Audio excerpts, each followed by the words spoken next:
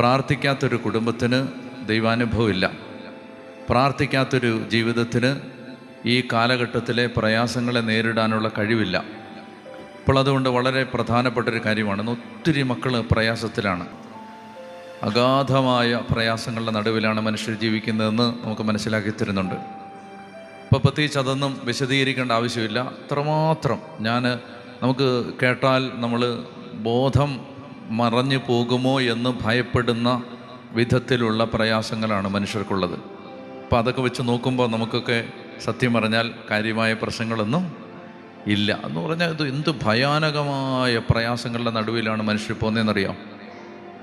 എന്ന് പറഞ്ഞാൽ നമ്മൾ ദൈവമേ ഇത് സിനിമയാണോ കഥയാണോ എന്നൊക്കെ നമ്മൾ അവിശ്വസിക്കുന്ന വിധത്തിലാണ്.